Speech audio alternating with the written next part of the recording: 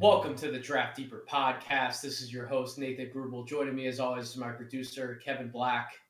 We're recording this on Monday, November 29th. It's a Monday. You know what that means.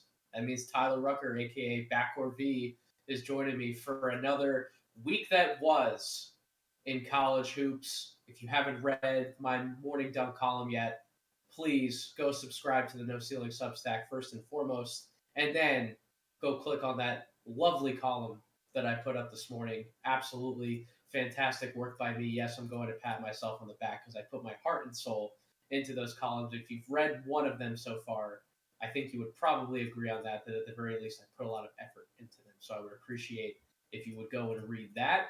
If you did read it this morning, then that was a great primer for what Tyler and I are going to talk about tonight.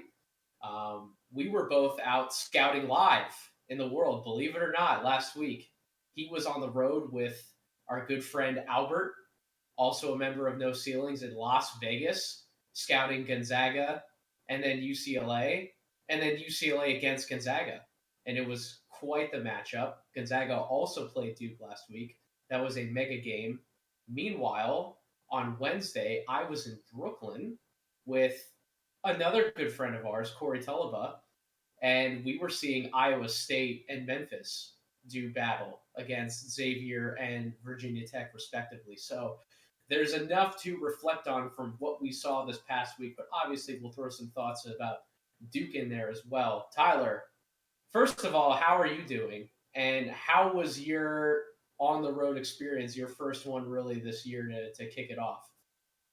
I'm doing good. I'm more excited for our Monday tradition, and as Nathan hinted, the morning dunk on No Ceilings has become pretty much my tradition to start out the new week because he does a fantastic job of reviewing everything that's going on in the NBA draft and scouting world, and also pointing out the upcoming games to get excited about. So that's been fantastic. But yes, Vegas was sensational. It felt great to finally get back on the road and see some great competition live, get to have a hands-on view of some of the top prospects that are creating some buzz in the scouting world. So it was great. I'm excited to share my thoughts. I'm excited to hear your thoughts about Brooklyn and those games, and it's going to be awesome. I like the Barclays Center. I like the idea of going to Brooklyn to scout basketball. New York is not always my favorite city to travel to because it's so crowded. I'm much more of a Philly guy personally, but it was really nice to not only get on the road but also meet Corey in person, be able to have some conversations with him side by side, and kind of see through a little bit of the lens that he looks through when he's scouting some guys, and to be able to swap some of those thoughts back and forth was always fun. So, Tyler, let's start off with, since you're the guest of honor, let's start off with a little bit of what you saw. Gonzaga and UCLA was obviously the main reason why you and Albert were in Vegas. You saw two games previously the night before when Gonzaga and UCLA were playing lower level competition, but when they went up against each other, that was certainly a clash of titans. Number one versus number two. I wrote extensively about Chet Holmgren this morning and some of my thoughts, but why don't we start with Mr. Holmgren, Tyler? What were some of your thoughts being able to scout him up close in that game, as well as just some of the observations, some of the little things you were able to take in from seeing him warm up, pregame, etc.? Yeah, it was fantastic to go check out the games with Albert. I had a great time, kind of talking draft with somebody else on the No Ceilings team and finally getting to meet him in person. And I wanted to make that trip specifically to watch Chet, and I'm not going to hide from it. It was the reason I was going there. I wanted to see obviously the UCLA team, and we'll have plenty of thoughts about that. But Chet was just someone that was so polarizing when you watched him on film, Yep. and I wanted to kind of see his frame in person.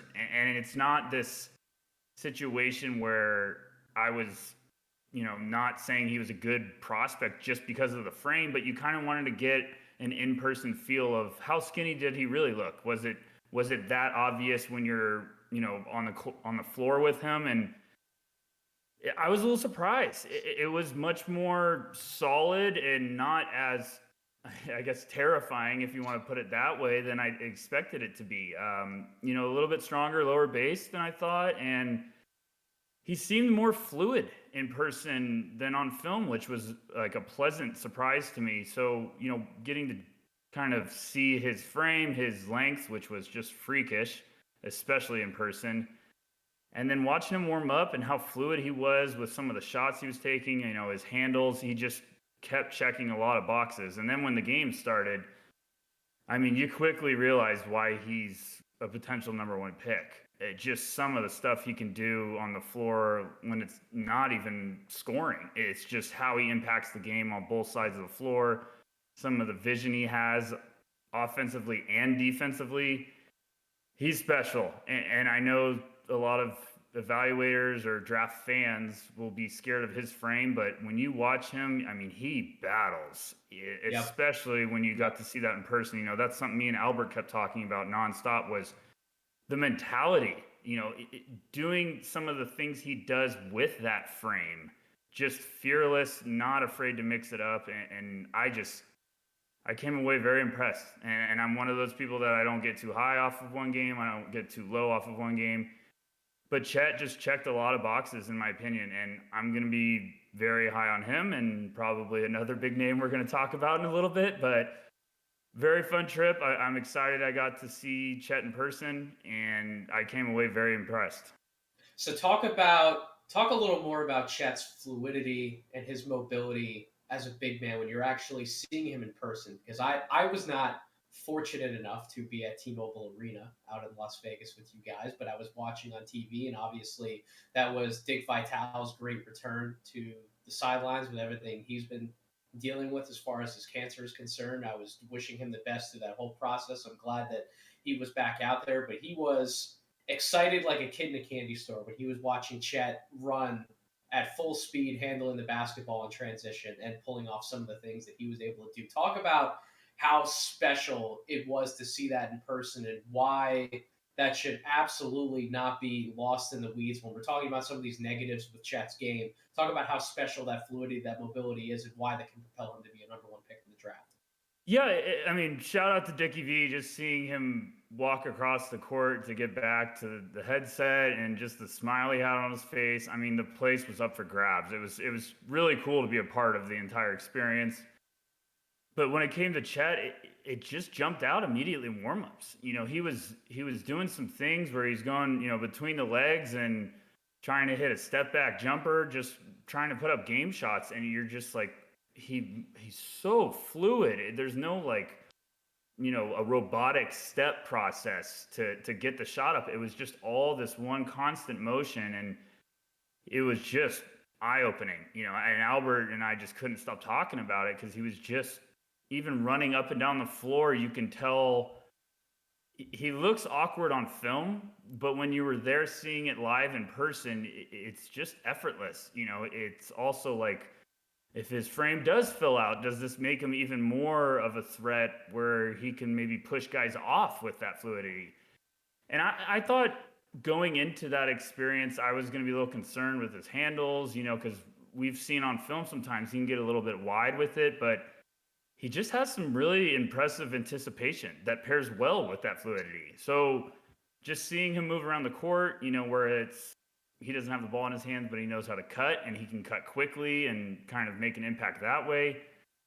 Just really impressive. And a guy that has that size and length that can move like that and has that mobility, it's just going to have teams drooling at the NBA level.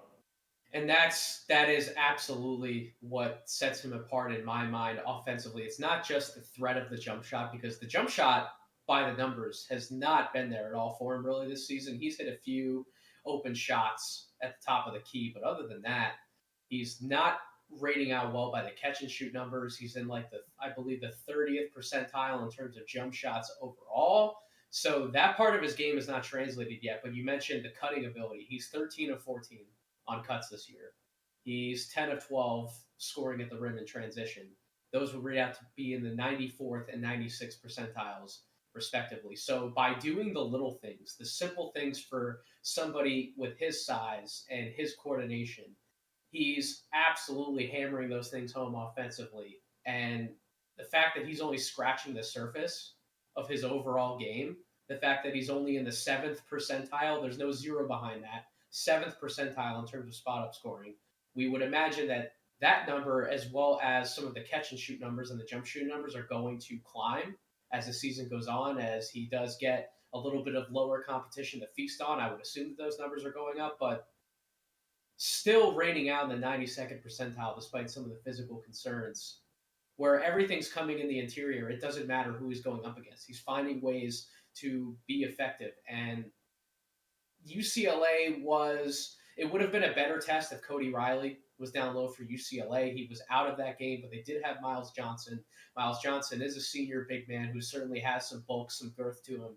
And it didn't matter for Chet. Chet was dominant in the UCLA game. Like, there are things I'm sure we'll get to, some issues that came up against Duke and the front court of Paolo, Banchero, and Mark Williams. But Tyler, you were there in person seeing Chet dominate in the front court, and offensively, defensively down low, especially on the defensive end. I've never seen a prospect, and we've touched on this a little bit, but I've never seen a prospect get back down as many times as Chet does, yet he still makes a play on the ball and makes a momentum swinging block or a defensive play. Talk to me about what it was like seeing that in person, seeing him get back down a little bit, but actually battle and be able to make a play. And after seeing it in person, do you think that's going to be an issue for him once he gets to the NBA, or do you think he'll be able to make some of the same plays?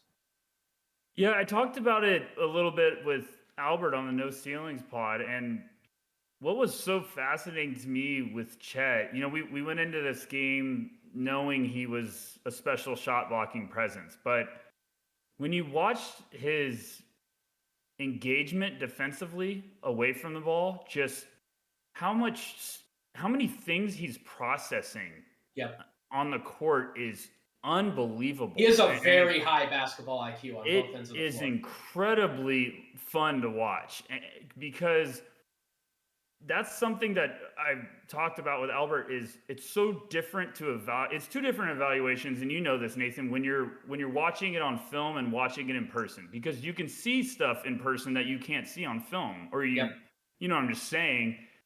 And watching Chet, I just focused on him for sequences on defense, watching his processing of like multiple actions going on. He's reading 5 different things at like one time. It was crazy. It's like a chess player trying to be a couple moves ahead. And another thing that you just pointed out that exceptional, like it impressed me so much, was he knows guys are going to physical, go right at him. He knows people are going to challenge his frame, but it's like he's inviting them. He's like, yes, I am the waiter. Come on in. Like, here's your table. And right when everyone thinks they have him and they get him right below the hoop, he just makes great anticipation plays of like, this is exactly where you're going to go with it. I'm putting my hand up right there because I understand where the angle is. It's just mature and awareness of, I know what my limitations might be physically, but I also know how to counter that. So yeah, against UCLA, he stood out because he just knew it. He was dominating. I went into that game feeling like it was a weird matchup just when you went 1 through 5. I thought Chet and Timmy had a chance to have some real success against UCLA, and it was just ugly from the start for the Bruins. But Chet was just fantastic in that game, and you can see the shot blocking, the defensive mindset, even what he does offensively as a passer to set up some of his teammates. He did a great job of having some high lows, having some good looks. So yeah, I mean, that game was just sensational. I was very impressed. I thought it was going to be this game that I needed to cement my feelings for what I saw from Chet against Bellarmine or Central Michigan. I'm sorry. And yeah, it was definitely okay, check. Like, I believe what I'm seeing right now. Mr. Holmgren, such a fascinating prospect. One of the most fun big men I think I've ever evaluated. I've already called him the best defensive prospect that I've ever evaluated. I've been at this scouting game for 10 years. We're going to be going into year 11 here, where I've actually been trying my hand at this. I can't recall somebody who just understands how to play defense at another level. It's not just his physical ability, it's not just his length, it's his timing, it's his anticipation. As you mentioned, it's his ability to read what's going on, process five different things at once, and then ultimately make the right decision to make that momentum swinging play for his team. And that's a big reason why NBA teams fell in love with Evan Mobley last year, why Evan Mobley was a top three pick. Evan Mobley showed a lot of the same things at USC as far as being able to quarterback a defense, being able to switch out and make a play on, it doesn't matter who he was guarding. Do you get that same ability from Chet that he's going to be able to do a lot of those same things when it comes to defending in space, defending on the perimeter, blocking, 3-point shots, kind of like what we saw from Mobley? Do you think that some of that stuff is going to be able to translate to the NBA as well? Like, how would you compare those two prospects defensively after you were able to see Chet up close? I actually think this is a great, because I want to get your opinion on that too. I think Chet's going to be this guy that he's not going to have all of these sexy stats, but I think he makes way more of an impact than the box scores are going to tell you. And he just he causes so many problems defensively, like without, recording a stat, without getting a steal, without getting a block. It's just the positioning, the altering of driving lanes, the knowing where to rotate. He anticipates stuff. And you've seen in a couple of games, guys drive and they're like, the UCLA game, people didn't even want to go near him at times. They were like, nope, no, let me dribble this back out. Like, he's just this rim protecting, havoc causing influence in the paint. So I think the Mobley argument is fantastic because I think he's going to do a lot of stuff that Mobley's doing right now because there's just that length and two-way potential. And I meant to talk about this earlier when you brought it up. The shot hasn't been falling from outside. Nope. But when you watch him in warm-ups, it falls. And Albert even it looks good. His mechanics look really good. It's so fluid in warm-ups. It's beautiful to watch. Like, everyone's going to come at me after this comment, but I'm not saying he's this guy. But when you watch his shot in warm-ups, it's like Durant with how fluid it is. And he's going like between the legs, step back, just one beautiful motion. And you're like, man, look, like something Durant does. So, and Albert even commented to me, he's like, I just watched him make 10 threes in a row and he's swishing everything. So, I mean, it's going to be a matter of time before the shot starts coming around. And then that's just an entirely different, conversation. But with him and Mobley was so good defensively. I get weird vibes that Chet almost might be a little bit more advanced. I think he's better. I really think he's going to be better defensively. I think he's further at this stage than Mobley was at USC, if that makes sense. And I think that's terrifying to realize because I think he's just going to be this impactful defender that, we might be we're going to talk about Banchero. Yeah. I know how sexy the offensive firepower is. I get it. But I think Chet might not put up the numbers he will, but the impact might be greater on both sides, if that makes sense to you. Do you understand what I'm trying to say? Like, I think I'm going to buy into Chet more just because he's going to do so many things that aren't in the box score. What's crazy, though, is you say that, and yet he still has like a 31 PER. I think right now in the games he's played, which, again, he's played UCLA, he's played Duke. Those were two definite top 5 teams in the nation. So it's not like he's just only exclusively beating up on teams in the WCC. Like, Chet has played really good competition, and he comes out of that 7 games played. He has a 31 PER. He's shooting 69% from the field. And if some of the only nitpicks that we can really throw out there are I guess we'll get into some of the negatives. So, and Texas. I know it's guard heavy. I know they're guard heavy, but it's Texas. So. And Texas, yes. Which he didn't even have a good game against Texas, right? Which that adds into the numbers as well. So, if you want to compare Chet to Mobley, I think he's actually going to be better defensively. I think he is more coordinated, more fluid out of the perimeter. I think that competitive edge that he has, that toughness, and I'm sure that you really noticed it jump out to you in person even more so than on the film. Like, that guy does not care who he's going up against. He's going to try his best to battle with you.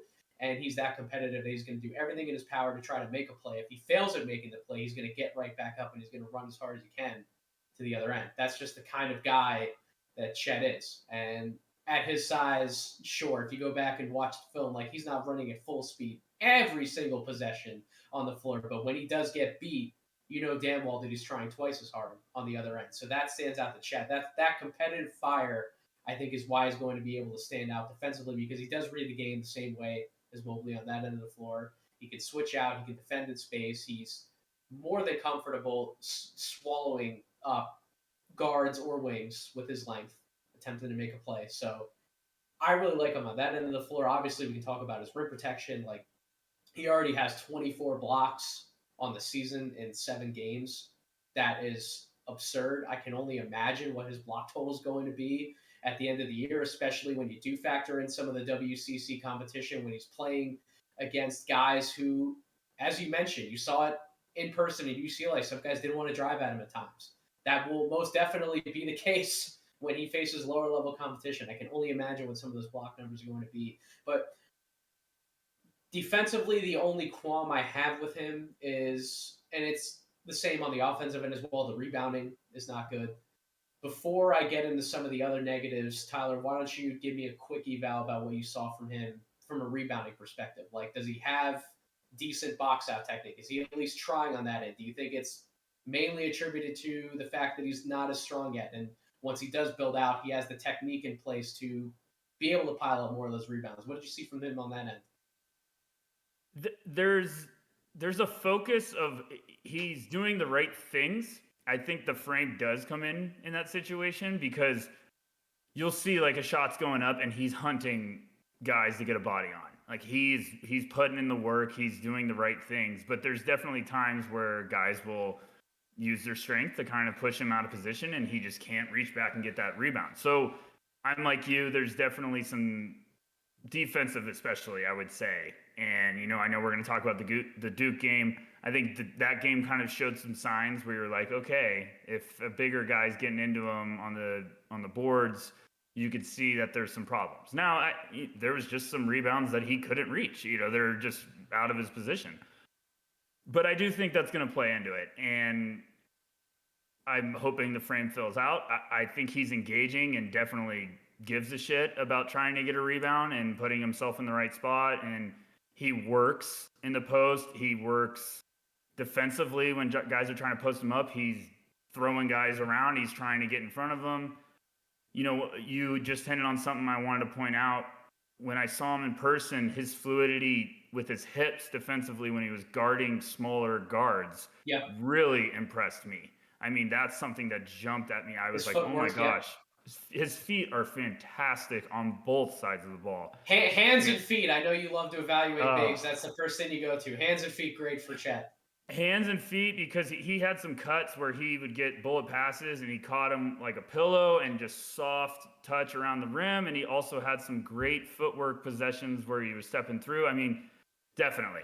He checked a lot of boxes. So rebounding, I'm definitely going to want to watch moving forward, just because, like I said, the Duke game going against like Mark Williams and stuff, he had a couple of possessions where he got a little out-muscled and just didn't have good positioning.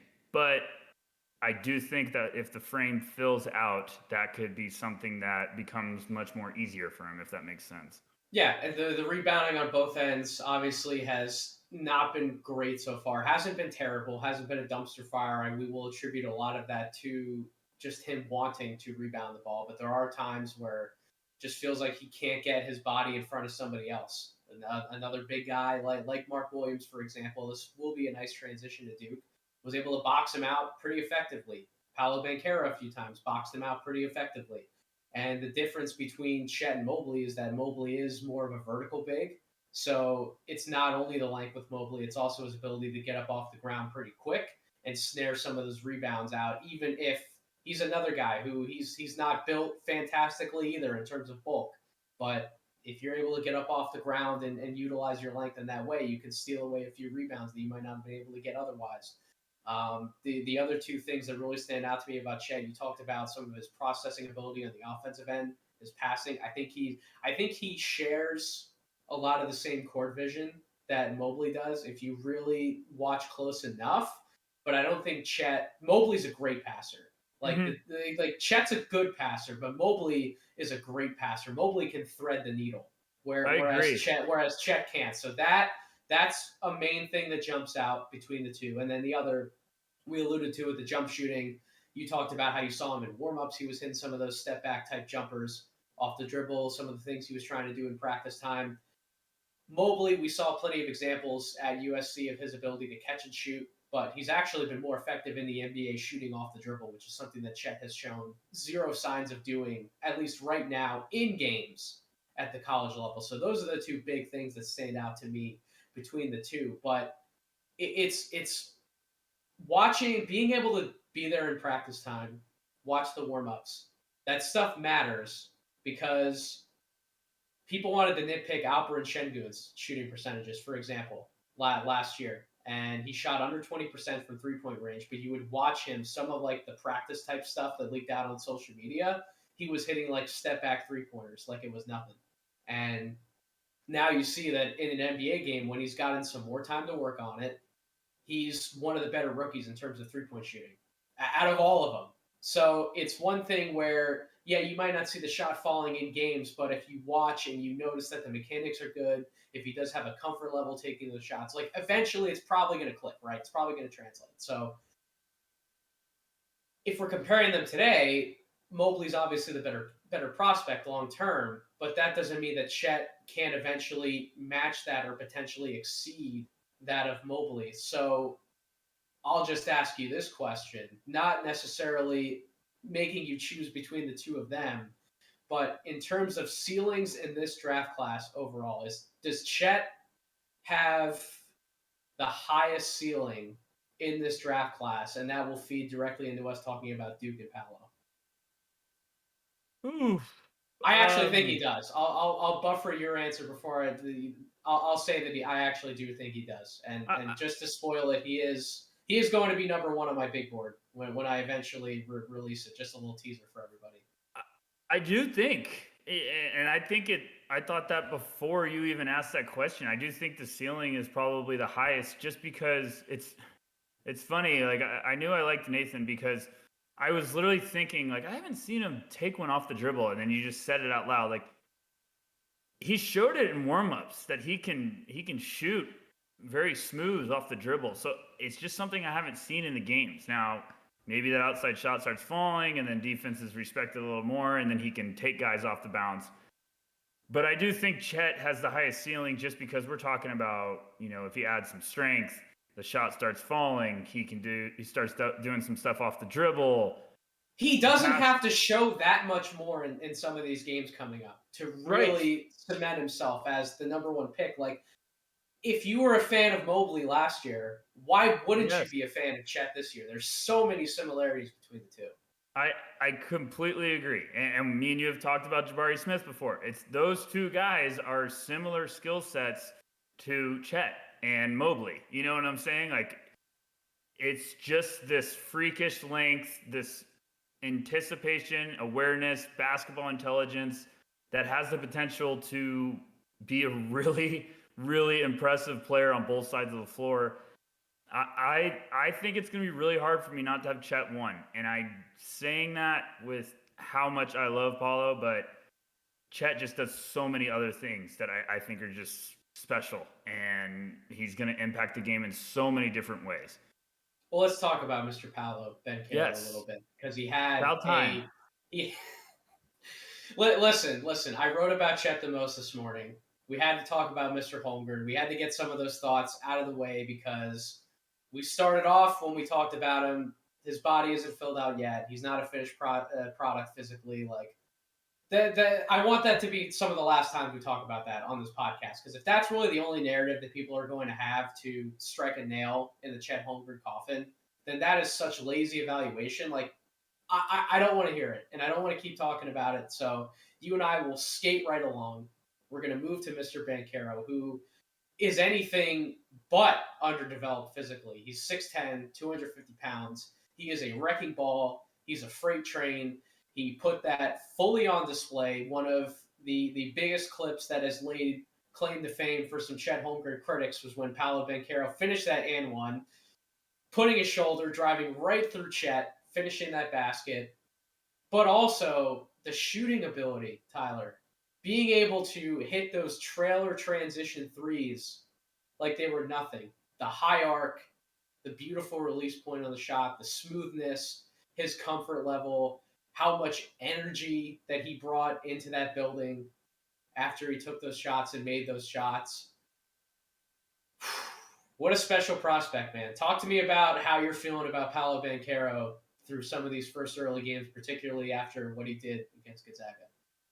I mean, he was unbelievable in that first half. And it wasn't just what he was doing, but on the, with scoring, he was flying all over the place. I joked, it looked like he took a bunch of espresso shots before the game. I mean, he was just bouncing around like a little kid. He was leading the break, throwing dimes to people. He was like jumping up and down. He was just pumped up. And I thought I wanted to see if he was going to have that fire of like, this is my game to tell everyone who I am. Like, I'm tired of hearing about Chet. This is time for you to know about me. And I was really curious to see if he was going to try to show the outside shot. And boy, he was just on fire. I mean, he was just all over the place. The clip you talk about where he got the N1 on Chet went right into his body. We're going to see that 98 million more times on social media. So I don't know. He's just special. I get anyone that's going to say, oh, what are you talking about? We should have him over Chet. I get anyone that wants to go down that road because Paolo is special.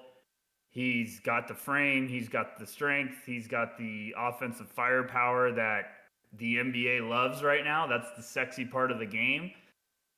But, I think it's just going to be a fantastic debate throughout the entire year. And we know it's just going to get louder and louder as these guys keep putting up impressive performances. But Paolo's just special because he has all of this offensive firepower. And I still think the defensive side has some levels that he's going to reach. I think he's still an unfinished product that's only going to get better when it comes to his defensive ability. That's where I was going next. Why don't you just get into a few thoughts about his defense? Because that's really where Chet's stronger right now in terms of his defensive impact. That is not Paolo's strong suit. Paolo is a much more offensive-oriented big right now, but he hasn't been as great on the defensive end. What are some of your thoughts there? Yeah, you see Chet just absolutely take over a game, not just shot blocking, but just how he can impact defense. And it seems like Paolo's done the opposite on the offensive side of the ball. Like he's dominating offensively, but we just haven't seen that defensive, I don't even know, he hasn't solidified our hopes of him becoming this defensive guy who can maintain his own at the next level. I'm not saying he's been horrendous. I'm just saying we want to see a little bit more when you're trying to compare him to someone like Chet. And the same argument can be opposite, where we want to see a little bit more offensively from Chet compared to Paolo. Like, I get it. That's what we're going to go back and forth throughout the year. But, I just kind of want to see him maintain more when it comes to defending multiple positions, when he has to deal with smaller guards. Yeah. I'm starting to get a little, in the back of my mind, just wondering this conditioning thing with the cramps, That's where I was going to go as far as him defensively. I think he's shown signs of true toughness on the block. He's shown some pretty good signs, at least in my opinion, of him potentially acting as a small ball type of rim protector. Yes, I think his defense around the basket has actually been pretty good. But it's exactly as you were probably going to lead into when he's forced to constantly move on the perimeter, have to switch in some type of pick and roll coverage, have to guard somebody smaller than him, who's quicker than him. He doesn't have that mobility right now to be able to keep up with them. And it's likely all from a conditioning point.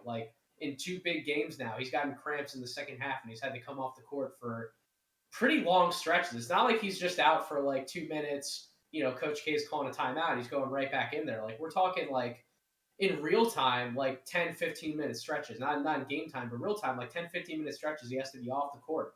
And it's not just once that happens in the second half. It feels like it's been multiple times in some of these big games. And that's a problem. I know that, correct me if I'm wrong, I think in the Gonzaga Duke game, I think he was really the only one that suffered from the cramp issue. But in Madison Square Garden, it was like Wendell Moore was going out for stuff. Like, it wasn't just Paolo in that first game. So yeah, I question what the hell's going on at Duke from a conditioning perspective. But I really do think that's feeding into a lot of the defensive effort and the fact that that Duke team needs him to be dominant on the offensive end to really hit their peak and win some of these big games, like against the Gonzaga, for example, where their defense at each level is pretty consistent throughout the entire portion of the game. And it's asking a lot to ask Wendell Moore to hit like 5 to 7 big shots, for Jeremy Roach to hit a bunch of big shots, for Trevor Keels to try and step up and hit a bunch of 3-pointers, which that's not quite in his bag yet. I know we all got really excited about Trevor Keels, and we're probably still have all the Keels over here at No Ceilings, but he was only 2 of 8 from 3-point range in that game. He did struggle. So Paolo is their engine. He's their engine on offense. He's going to be where they need to go to feed the ball. And if he has to give so much on that end, especially with some of these conditioning issues early on in the season, there's only so much he can give on defense. Yeah, and it's funny. I did a post-game show with Steven over at Draft Capital, and I joked with him. I said, in the first half, like right towards halftime, they panned over, the ball was out of bounds. They panned over right to Paolo, and you just got a close-up on his face, and he looked like he was breathing for dear life. And I was like, okay, I get it, because he's just been flying all over the place. He's been playing his heart out. He looked like he was like, I have one game to show everyone that I should be the number one pick. I'm going all out. Yep. But then I kind of got like this weird idea in my mind. I was like, is he really out of shape all of a sudden? And then came back out. He had the cramp issue. Like you said, he basically missed most of the second half. And he was in the tunnel. You kept waiting for him to come back out. He came back out. Then he checks out with like 3 minutes left in a close game where you're like, oh boy, this. And you could tell when he was back on the court, he wasn't right. Like you could tell it was bothering him. He was pretty much a ghost offensively. It was almost like he was a decoy at times. Then he checks out. So it's something to watch moving forward, because, you know, we want to see what he can do more consistently on the defensive side of the ball. His conditioning is going to need to be there so that we can see over serious stretches of games.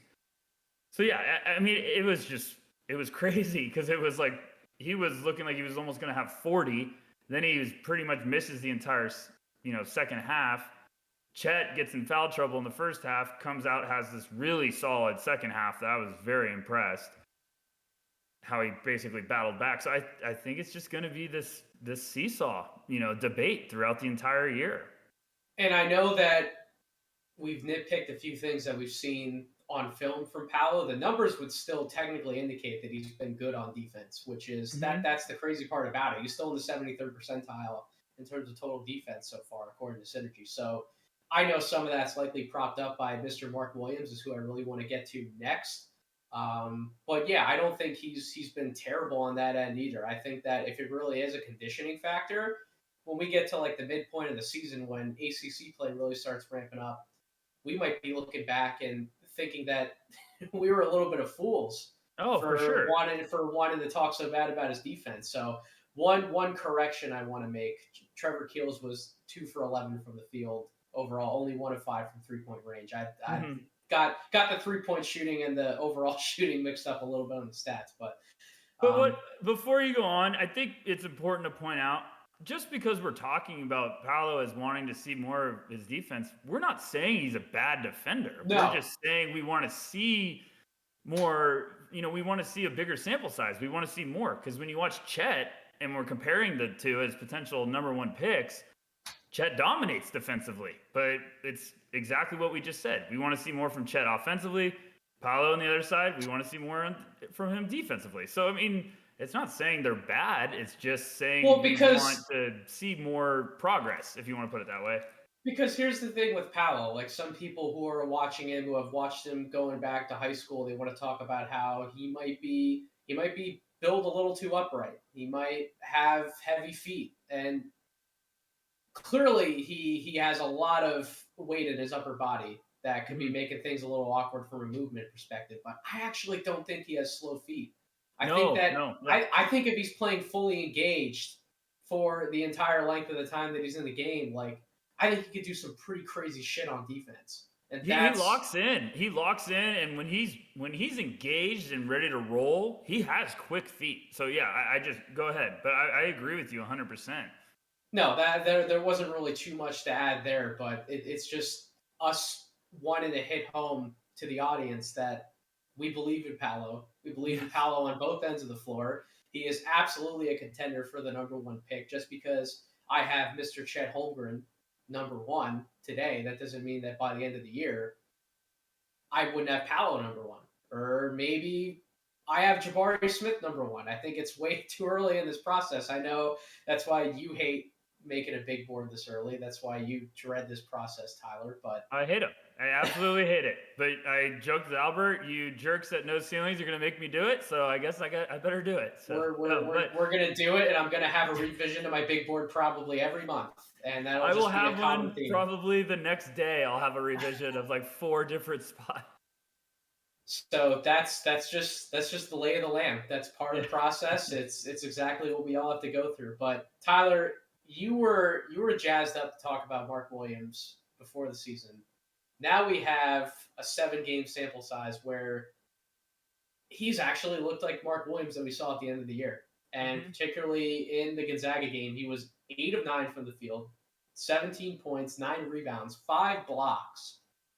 When we talk about interior dominance, Chet may not have been dominant on the interior in that game against a front court of Mark Williams and Paolo Banchero. He had his moments, but I wouldn't say that Chet was as dominant as he was against UCLA, for example.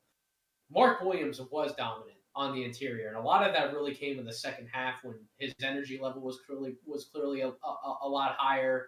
That Duke team was much more engaged in the second half overall.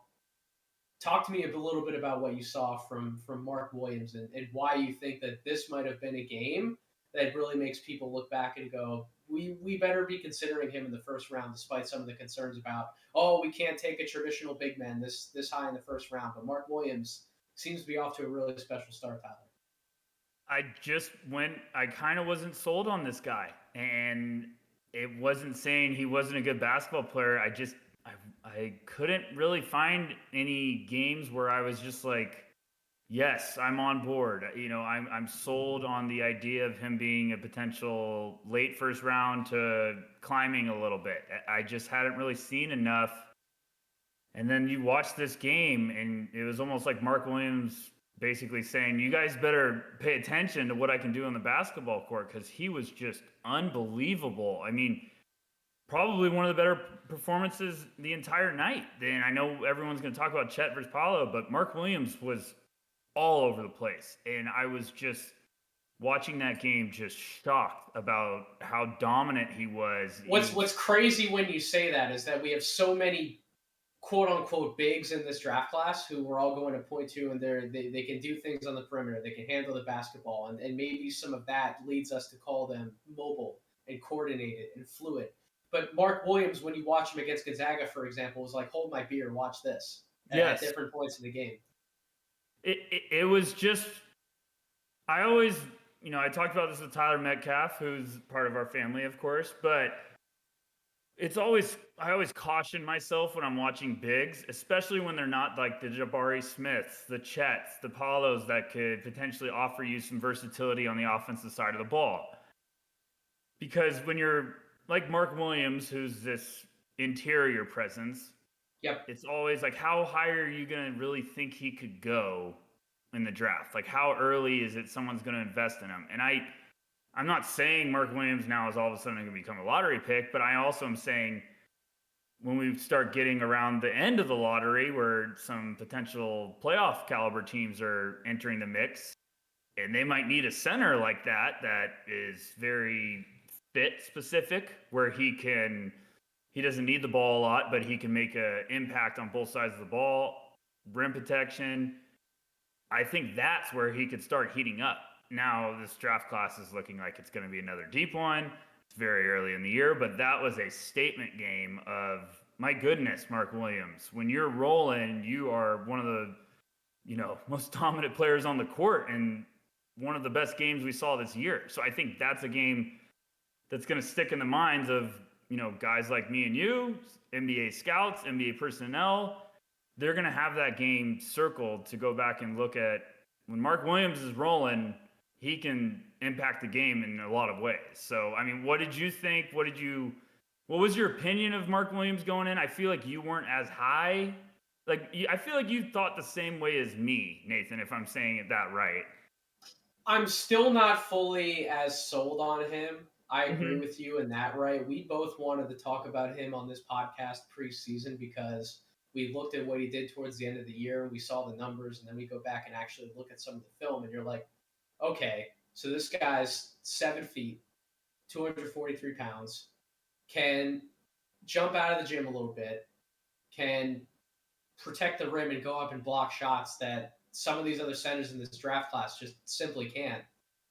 And he's hyper efficient finishing around the basket. And that type of a big man has a home in the NBA, regardless of what people want to say. Is that a full-time center in today's NBA, depending on what you want him to do offensively, depending on how he has to fit with the rest of the front court from the 4 and the 3 positions? Maybe, maybe not.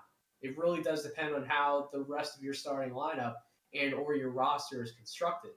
But he absolutely has a home on the majority of NBA teams, getting some sort of minutes in the rotation for what he can do.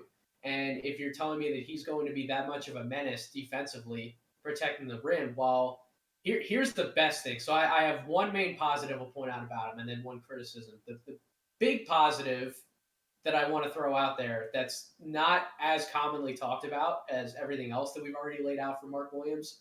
He's had 3 or less fouls in 6 out of the 7 games he's played. That's phenomenal. Big one. That's a huge one. He can't affect the game defensively and positively on the offensive end if he's spending most of his time on the bench. So him being able to offer that level of rim protection on defense without fouling out is tremendous. My main criticism is that he's had no more than 2 free throw attempts in all 7 of these games so far. So while he may show a certain level of physicality on the defensive end, the fact that he's not looking to be even more aggressive, initiating contact on the offensive end, that's a little worrisome because not every one of his baskets can just be I'm going to catch the defense off guard, slipping to the basket, and I'm going to catch a lob for a finish. Like, that can't be the only thing you do on the offensive end, or else you're not going to be a starter in the NBA, more likely than not. You're not going to be a lottery pick in the NBA. You have to give me a little something else offensively other than just finishing lobs. Is that a concern for you as well?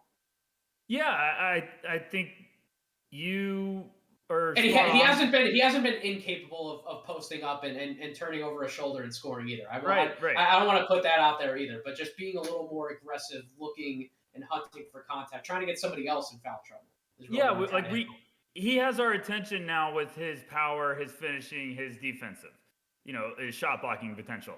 But now we need to see, like you're saying, can he get to the free throw line? Can he shoot a respectable percentage from the free throw line? Is there flashes that he can develop something alongside his offensive game? Like, does he have a little bit of a low post arsenal where he can at the end of a shot clock post up a guy and shoot a little sky hook or something like that? Clint Capella is a guy like this that we're talking about, where if you can make that dominant impact and be a force on the boards by also developing your game where you can be a specific strong asset inside, there, like you said, there is a spot in this league for you, and you can have a very successful career doing that. So yep. it was an eye opener with Mark Williams in that game. It was I need to start watching a lot more Mark Williams. And, obviously we were going to do that. We're at No Ceilings. That's all we do is basically talk draft stuff. But it was definitely one of, I need to see how Mark Williams is going to follow up this performance. Is this the start of a stretch run that me and Nathan like to talk about all the time, where now he's going to have 5 or 6 really impressive performances and find his groove again that he found at the end of last year? Does he have a game coming up that he kind of comes back down to earth? Or is this where the confident started to come together? So, I mean, that's what I'm saying. When he was probably the most impressive player on that court, not talking about Chet and Paolo, but he also has gotten the attention in which I could see that buzz starting to heat up again around draft circles. The last point I'll make about Mark Williams is that right now, you would say his ceiling is probably along the lines of like a Daniel Gafford or Robert Williams, somebody who's coming in like 18 to 20 minutes a night. They're going to be hyper efficient around the basket. They're going to be able to protect the rim for stretches, but because they don't offer much else in terms of something else they can go to, whether it's a little bit of a face-up drive and get to the foul line game or any semblance of stretching the floor, even from just the elbows or like the free throw line area.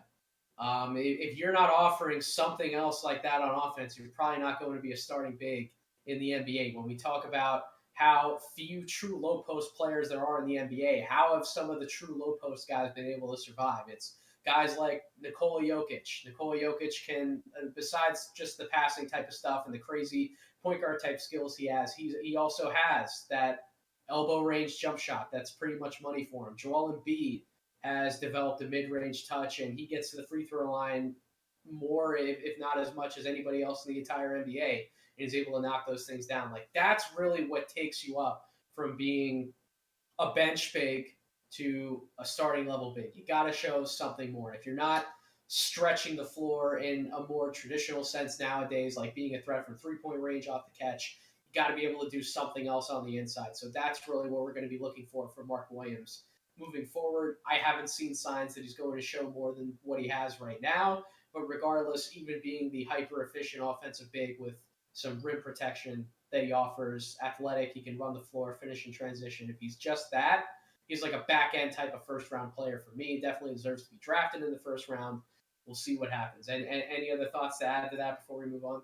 No, I think you're spot on with the idea that I think right now he's a guy that deserves to be drafted in the first round. He's a back end type of first round big right now. If he can show us some more flashes, he might start creeping up. But for right now, I would say he's definitely worthy of a first round pick. One name before we move on to what I saw in Brooklyn. One name that I've been very curious about. You got to see him in person playing for Gonzaga, Julian Strother. Yes.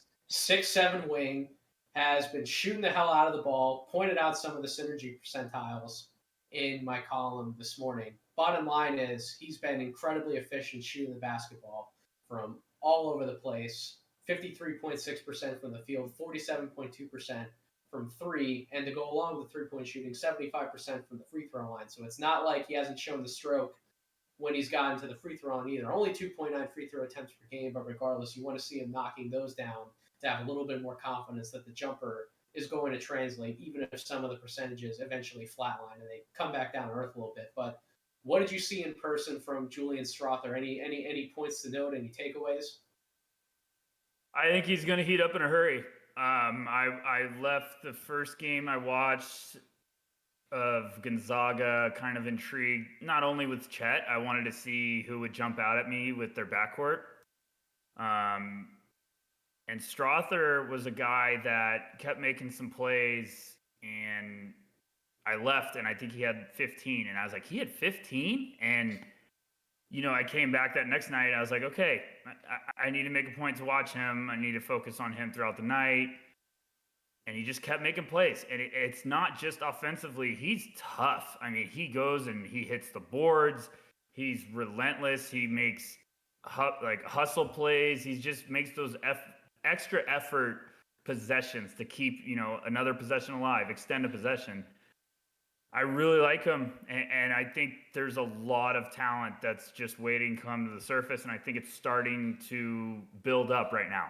I mean, he can shoot it from outside, quick little shot. He's got good size. Like I said, he's got that nastiness.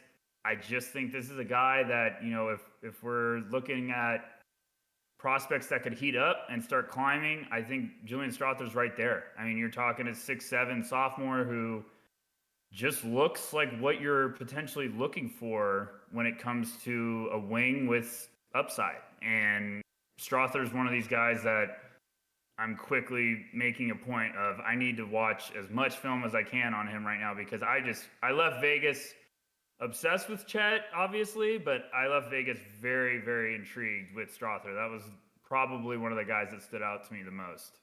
I have him as a first round grade right now. That's not going to change. How high he climbs on my board in terms of being a first round guy, that I'm not sure of. But the fact that he's already cemented himself as a tier 3 type of prospect for me, so that's a 1 through 4 starter in the NBA, first through fourth option type of guy at some point in their career. The fact that he's already done that in 7 games, he had a pretty pedestrian freshman season, but now they're just really having that sophomore breakout. I love it.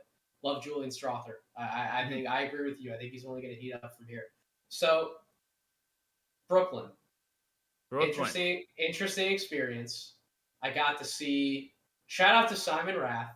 He has one of the most impeccable eyes for talent. I think that you and I can agree on in terms of social media type of scouts. He pointed out Tyrese Hunter for Iowa He's got State. a magic 8 ball, and we all want rights to that magic 8 ball because I swear he's like 2 weeks ahead of us always on finding someone. So yes, shout out Simon, we love you. The man works so hard in his personal life, and yet he finds the time to be digging through the weeds and uncover diamonds in the rough like Tyrese Hunter, 6-foot point guard, freshman point guard for Iowa State. So far on the season, he's averaging 13 points, 5 assists per game. The shooting percentages aren't great, but when you watch him up close, first of all, he's only 6 foot, but he has that Donovan Mitchell type of build to him, right? Like he's not a frail guard. He already has a little bit of meat on the bones, probably going to only continue to fill out. He doesn't have the same wingspan as Donovan Mitchell has a crazy like +10 wingspan. He doesn't have that, but he is pretty long for a 6-foot point guard. You can tell by his impact on the defensive end. He's averaging 3.2 steals per game. In the game that Corey and I saw up close against Xavier, he had 5 steals in that game. He's feisty. He's very sound when it comes to making reads defensively when he knows that it's within his wheelhouse to trap at the top of the court, force a turnover. He's more than willing to swing himself and bring himself into that action. I know that Fran Fraschilla was calling the games for ESPN. He was there watching it up close and personal. Actually tweeted something out. Tweeted out a clip about Tyrese Hunter's defense today and how he came away so impressed on that end of the floor. To me, that's icing on the cake. That's already there because his offensive game, his handle, his fluidity, his ability to make reads within the offense, I think that he has the court vision. He's another one of these guys. I'd classify him as he's on his way to being a good passer. I wouldn't say he's a good passer yet, but he's on his way to being one. I don't think he's going to be a great passer, but his dribble craft, his handle is top notch as a point guard. His shot creation ability, he eases himself into 3-point step backs like some of the top guards that you could point out in the NBA. And I think that to me is what really jumped out in person. Like Corey and I would just turn to each other after we saw some of the shots he was creating, and we're like, all right, this is pro level shit. Like we can't just look at Tyrese Hunter as somebody who we're only putting away to watch later, right? Like this guy's for real. He's here. I'm so excited to continue watching Tyrese Hunter. No, I wanted to ask you is, he's listed small. I watched enough of Tyrese Hunter. Obviously, I want to because of Simon. I watched the one game, I think it was against Xavier, where he had 5 steals. Yeah. He just looked fantastic to me. I was quickly like, okay, I'm on board. And I saw his size, and you pointed out, he had a little bit of stocky build.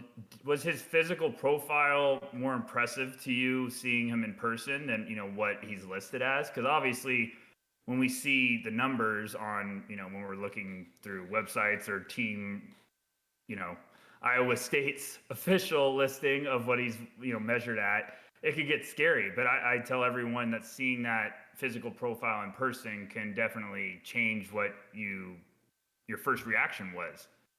No, Tyrese Hunter absolutely stands out from a physical perspective. I just got done talking about some of the shot-making things that he's able to do off the bounce, his emerging setup ability. But you compare him to some of the other point guards in this draft class, to Kennedy Chandler, to Ty Washington, J.D. Davison, and his electricity in the open court, his speed, his ability to navigate where he wants to go on defense. He can make pull-up shots from outside the paint. He showed a willingness to go inside and try and finish over defenders. Corey and I weren't at their game against Memphis, but he drove right into Jalen Duren and showed the will to at least try to finish over him. That confidence level is supreme. That's what you want to see from a point guard of his stature. I walk away, man. I would feel a lot. I think you're getting where my next question is. I'm pretty excited if this is it. So go ahead. I would feel much more comfortable, as I wrote in my column, evaluating him for 2023. But I think the more that we see this kid on film, Tyler, we're going to start looking at him and comparing the other point guards, and we're going to say, hold the phone. Is he somebody we really need to be paying attention to in 2022?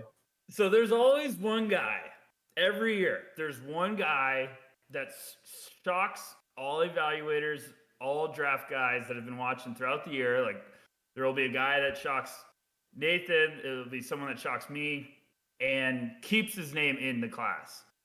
And, hearing the Hunter buzz, seeing his latest performance, hearing the tools from, you, Corey talked about it. Of course, we've heard from draft prospect God, Simon, about it. Is he a guy that you think could have a little bit of a stretch where all of a sudden it's like, I might be able to go this year and not have to go back next year to Iowa State? Do you think there's potential that you can make an argument where it's like, okay, all of a sudden he needs to be in the conversation as one of the guards in this class? What's funny enough is I posed that question on social media and people were responding back to me like he's already ahead of some of those other guys. Like, I think the most common answer was that he's probably not ahead of Kennedy Chandler just yet, which I would agree with. Out of all three of those guards, or all four, if we're really going to throw Hunter into the conversation, Chandler, to me, is the only guy that sticks out as like a lottery-level type of point guard right now. As much as I was a fan of J.D. Davison, he's coming off the bench for Alabama right now. He's done some good things. His passing's been much better than I expected. But as far as shooting the basketball, his scoring touch overall, I think there's a little bit more to be desired. And then when you factor in some of the things I haven't seen him do yet, like Hunter, for example, on the defensive end, I'm going to hold back on him a little bit. We've talked about some of the concerns about Ty Washington on this podcast. So Chandler is the one who stood out to me the most because of his two-way ability.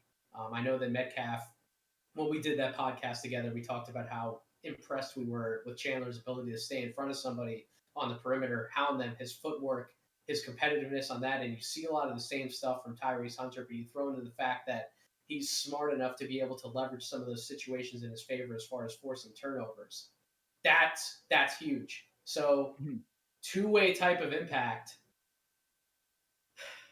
He's still the fourth guard to me out of all four of them, Tyler, but I will not rule him out for him being a factor in the 2022 NBA draft. I can't do it. I can't completely rule him out. Do I think that he'd be better served going back to school for a second year? I actually do think so. The main point that I would disagree with, as far as some of the things I heard Fran say, Fran called him a 4-year point guard, I believe, on the broadcast. That doesn't seem like that's a possibility. Sorry, Fran. The most I see this kid staying at Iowa State's 2 years. I love Fran at times, but I also know Fran can say some stuff that I'm like, whoa. I love Fran. Fran is such a brilliant basketball mind. A lot of the things that he said on air, some of the things that I've had the privilege of hearing him say behind the scenes a little bit with the pro scout school I attended, etc. I love his insight any chance I can get it. That's one time, Fran, I'm going to disagree with you, my friend. But other than that, yeah, Tyler, he's seeing him up close. He's a dynamic point guard, my friend. We got to throw him into the conversation. I may throw him into my first round and just be wild when my first big board comes out. I don't know, man. Where are you at as far as a stock? I think this is the year if you're a point guard and you think, hey, I'm making some buzz.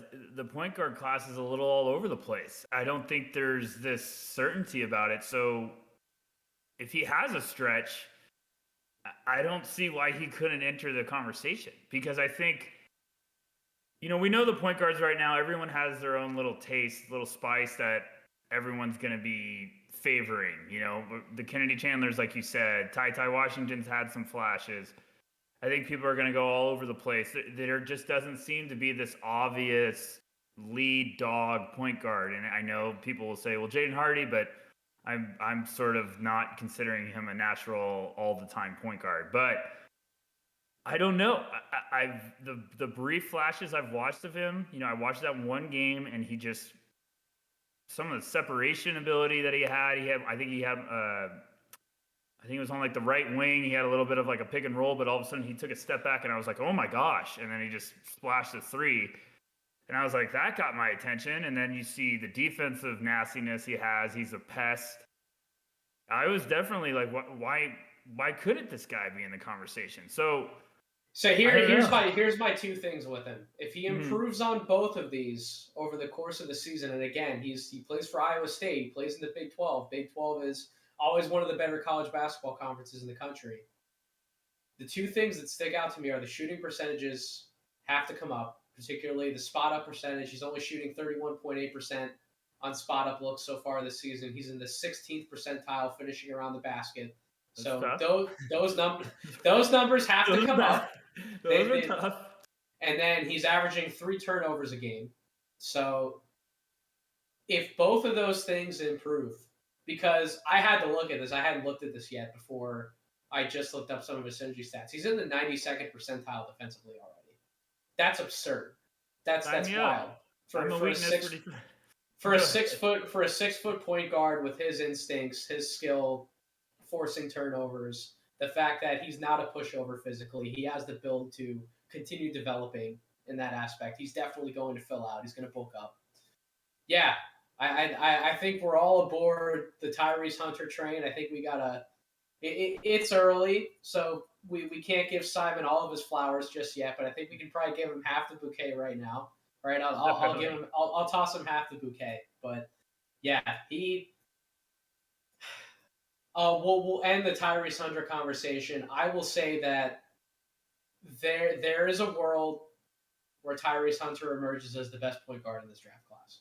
That world does exist. Do you think it exists? I could see it, and like I said, I have to watch plenty more. But from hearing it, from seeing one game, which I hate doing this, but from one game, I mean, he definitely impressed. And any guard that, I don't care how big you are, if you are nasty defensively and have the potential to be an outside threat with explosiveness, and he looks like he's got the right mentality, yeah, I'm definitely going to be watching in a hurry. So I'm intrigued. I have to ask you one question and put you on the spot, and it's not about Tyrese Hunter. But you went to Brooklyn. We got to talk about Jalen Duren. I need to know Nathan's thoughts about Jalen Duren. Yeah, we're gonna talk about the Memphis boys. Okay. Absolutely. I was like, I can't get away. I have to hear what Nathan's thoughts. Well, we're saving the best for last. All right? Perfect. That's exactly what we're doing. So Jalen Duren and Imani Bates were just as Chet Holmgren was the main reason for you and Albert going out to Vegas. Those two Memphis guys were the reason why Corey and I decided to trek into Brooklyn the day before Thanksgiving, of all days, the busiest travel day of the year. Yeah, we're taking our asses to Brooklyn, saying screw it, we're going there anyways, because these guys are two special talents. Now, as far as Jalen Duren is concerned, I was left wanting more. I was absolutely left wanting to see more, because it's not just the fact that he got in a little bit of foul trouble in the first half. He just really wasn't engaged for the majority of the game. And the biggest thing that I've learned to do when I actually go to scout these games in person, it's not just what we're seeing on the court, how well these guys play. We can flip on quite literally any game we want to after the fact, and we can go back, we can dissect the film, we can take a look at some of the X's and O's and some of the execution, right? That's not what we're always there to see. But it's how these guys stand out physically, which, of course, Jalen Duren checks that box. The dude's an absolute brick house. He's an animal. I would not want to see him in the streets. I'd be afraid for my life. I'm like a 5'9", short little guy, so I would not be able to take him on. But you also want to see how he engages with his teammates before the game, during warm-ups, and during timeouts. Is he vocal? Is he getting pumped up along with everybody else? Is he trying to get others fired up and pumped up? And I'm not going to say this as a negative, because I don't think we can necessarily do that in this day and age, but he is very quiet. He's very reserved. He's very to himself. Doesn't really do a lot, getting rowdy with the boys and trying to pump everybody else up.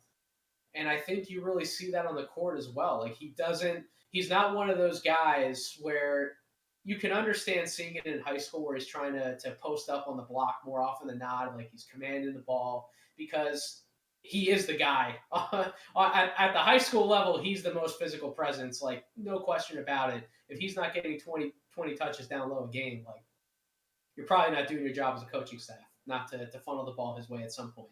But at the college level, it's a little different, right? Unless you are somebody who, like Joel Embiid, for example, when Joel Embiid was at Kansas, he was commanding the ball on the block more often than not, but he was also he wasn't as filled out at that time as he is now in the NBA, but he was also 7'2". And at some point, you're just that physical of a presence where you need to command the ball. But if you're not like over 7 feet, yeah, you're built pretty well, but you're 6'10", and you also have talent around you. You have a bunch of perimeter guys who want to score the ball, like Imani Bates, like DeAndre Williams, like Lomax, like Lester Quinones. Like, you got to balance out the offense a little bit. You're probably not going to get 20 to 25 post touches a game. But at the same time, if you know that that's the case going in, you also have to establish yourself and call for the ball and be more assertive and find different ways to get open and get available. And Duren didn't do that for the majority of the game. Now, he had a few exciting blocks on the defensive end, and I think that did get him running the court a little harder, got him a little more active, a little more motivated to establish himself in the pick and roll game, get some easy finishes around the basket. But I don't know if it was just him getting in foul trouble that really got him thrown out. I don't know if it's just like this might be more of his personality, that he's just not somebody who's going to assert himself within the offense. Only seeing one game in person, I can't give you a definitive answer on it, but that's definitely what I noticed. And if you're picking a big like him with a top 5 overall pick in the NBA draft, I think some of that definitely has to scare you. I don't know what some of your thoughts are on it. I left that definitely. I left the game definitely, wanting more, like you said. It just seemed, I've talked to Metcalf before, where these athletic bigs that dominated in high school, I'm always a little nervous about kind of maybe this guy isn't as high of a prospect as he should be, because I'm like you, he's so physically imposing around the basket and defensively. But I just don't know how else, if that's not working for him, how else is he going to make an impact? If you know what I'm saying. So every big man needs a quality dance partner, right? In every relationship, and every good relationship, it takes 2 to tango. And right now, he doesn't have the other proper dance partner to be waltzing with. He doesn't have a real point guard in that lineup. It's hurting Imani as well, which we'll get to in a second. But in Duren's case, being able to post up and establish position on the low block and being assertive and calling for the basketball is only half the battle. You also have to have a guard who can actually get you the ball in those spots and make you more effective. Imani Bates is that team's point guard right now. And God bless Mr. Bates. I actually loved everything I saw from Imani before the game started.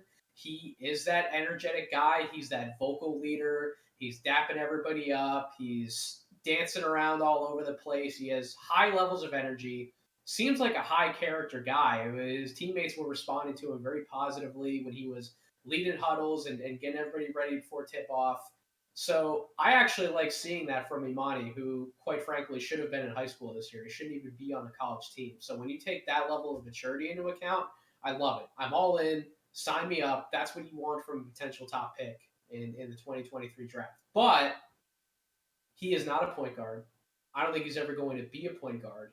It's one thing to say that if you're handling the ball, running your offense, it's one thing to not be a great passer, but just be a good passer. Imani's nowhere close to being a good passer. Like, there are some simple passes that he tried to make in that game. Like, screw threading the needle on a tight window in a pick and roll. Like, he can barely even get the ball to somebody, like on a Duren post-up, for example. Like, if he has somebody aggressively hounding him on defense, like, they have a really good chance at swiping that ball away. He doesn't dribble very effectively, very, very high waisted dribble. So I'm not in love with a lot of that either. He seems like a turnover machine on offense. And because he doesn't have a very established handle, he also wasn't able to get around guys very easily either. A lot of east to west dribbling, not a lot of north to south movement, and it was leading to a lot of jacked up jump shots. And Penny was kind of letting Imani be Imani, and that's like the worst possible way for this offense to operate. So watching Memphis was painful enough, I'm sure, on television, let alone in person when Corey and I wanted to stab our eyes out at different points during the game. And I could have tried to be more positive about saying that, but I had to let it out. I had to let it out, man. And God bless you for being the one to have to endure that on my podcast with me. But nevertheless, that is part of the Jalen Duren issue. And so I wouldn't say that a lot of red flags have emerged, but there are some things that you start to notice over the course of the game where if they're playing a legitimately well-coached team with not great talent, but good cohesive talent, and they're not able to execute in the most simple of ways, like they could turn a game into a low major type of opponent into an up and down foot race, and they could just use all of their athletic talent to overwhelm the opponent. If it becomes a game of execution and X's and O's, this Memphis team is not going to win. They will not win as many games this year as people projected them to win, and I don't think that's going to be totally because of what Jalen Duren might be lacking from a game perspective and how it may or may not translate to the NBA level. But that team not having a point guard absolutely hurts him. And yeah, his stock is going to plummet past the top 5, where a lot of people would have projected him, maybe unfairly because he doesn't have the right personnel around him. But for him to reach his potential, he definitely needs a point guard next to him. And he's also going to have to work on that jump shot, because when you watch that jump shot in warmups, that thing is flat as a pancake. I could not tell whose jump shot is flatter, his or Dario Saric's when he first came to the NBA. I watched plenty of those jacked up jump shots too, and those things were absolutely flat as a pancake. So I think that area definitely needs a lot of work for him, and he needs to just be more assertive, because I think he has plenty of talent. I think he can post stuff. That was one of his more appealing qualities at the high school level, was that he could actually turn and finish over either soldier. He had good touch when he was close enough to the basket. We know how vertical of a spacer he is. We know how he can affect the game in terms of his lob ability, finishing off pick and roll lobs. Like, we know how he can affect the game, but he needs to actually go out there and be more assertive in doing it versus just expecting everything to come to him because he's that naturally gifted from a physical perspective. That makes sense. Yeah, totally makes sense. I completely agree. Any other qualms or quips about Mr. Bates and what you saw from him? No, Bates just seems like a guy to me that has a ton of talent, that's too young and trying to play the wrong position. And he just seems like he's sort of getting thrown into the fire. I'll be really excited when he has a full off season and comes back next year ready. Hopefully not playing point guard. Exactly. Because I think maybe he just goes crazy. I think he could explode for a sophomore year. So I agree with you. I would love to see him play off the ball, because his jump shot, when he's able to just catch and shoot the ball, it is pretty, man. Like you talked about, like when you were watching Chet in warmups with like that Durant-like quality to his shot where it's just so fluid for someone his size. I feel the same way watching Imani Bates shoot the ball. Now, he definitely needs a lot more repetition. I think the mechanics are good. He just needs to practice it more, because for as glowing of a compliment as I just gave him about the way his jumper looks, he was missing a lot of shots in warmups. So that's not always encouraging either. And you're clearly seeing that bear out a little bit in terms of the shooting percentages. He got off to a blazing start at the beginning of the season because he could just walk up into whatever kind of shots he wanted to hit against lower level competition. In Brooklyn, he absolutely struggled from the field, from all aspects. And we'll see if that changes. I'm not sure that's something that's going to be easily corrected this college season. I agree with you. I think once he has a full off season, he can kind of look over film from this past year. He can take some home time to evaluate it with him and his family, training staff, coaches, and Hopefully he comes back next year, whether that's for Memphis, whether that's in the G League Ignite, whichever path he decides to take. Hopefully he learns a lot of lessons from this year, because what I saw in Brooklyn was not pretty. I saw a lot of the skepticisms and the criticisms that people had on social media before the year started. And I still have belief in him that he's going to figure it out, because I think he is a supremely talented individual. But yeah, I will acknowledge that what I saw was scary hours in Brooklyn, Tyler. It was scary hours, and it wasn't even Halloween. But it seemed like it. But with that being said, that's going to end tonight's show. Tyler, thank you so much, as always, for joining me on a Monday. This podcast series has been incredible. I've loved everything we're doing in No Ceilings. You're the guy that seems to get the ball rolling on all the social media sharing and the content and plug in where everything's found at. So why don't you do the honors for let everyone know where No Ceiling can be found at. We're at No Ceilings NBA, and please go to noceilings.substack.com and subscribe to our fantastic newsletter of really talented teams. It has been a hype train that is getting off the rails. It's been fantastic. We are full steam ahead, so can't wait for that. And you can also follow me at Backcourt Violation, in which I will basically just keep pointing you towards No Ceilings. So yeah, thank you, Nathan, for having me. It's been a blast. I love doing this on Mondays. It makes Mondays not suck, basically. Yeah, right? And I can't thank my listeners enough out there for all the support you've shown this podcast, for all the support you've likely shown No Ceilings as well. Again, noceilings.substack.com. Please go subscribe. We are pumping out content every Monday through Friday. I think we were all talking as a collective. I think we got a few double days possibly coming up this week, so definitely make sure you're tuned in for that. Follow me on Twitter if you aren't already, at Draft Deeper. I can't thank you enough for the support you've shown me this past week over there as well. I've gained like 200 some plus new followers over the course of like a few days. So that means a lot. It's like a chunk of what I was at previously as far as followers. So definitely keep showing me some love over there. I really appreciate it. And stay tuned to this podcast feed. This Wednesday or Thursday, I may be going solo on a show. Tyler may join me. We have yet to figuring out some scheduling conflicts. Who knows what's going to happen, but I can assure you that Tyler will be back with me next Monday. And next Wednesday, Mr. Chad Ford is finally going to come on my show. It's about damn time, Chad. No, I'm just kidding. He's gracious enough to be joining me on my show next week. So definitely make sure you subscribe wherever you get podcasts to be ready for that one. Apple Podcasts, Spotify, YouTube. You can find all of our podcasts, Linktree, linktr.ee/No Ceilings NBA. You can find my show. You can find Tyler's show. You can find the Draft Act. You can find NBA Deep Dives. You can find all of them at that link. We're in for a wild season, Tyler. It's already been wild. I've watched so much basketball already. I cannot believe how much I've already watched, and it'll be interesting to see what we talk about next week. I'm only on the road for one game this week, so we'll be talking about a lot of film that we dove into, but certainly look out for our thoughts on Kansas and St. John's. I'll be there in Long Island on Friday. So thank you so much again for tuning in. Hope you all have a wonderful rest of your week.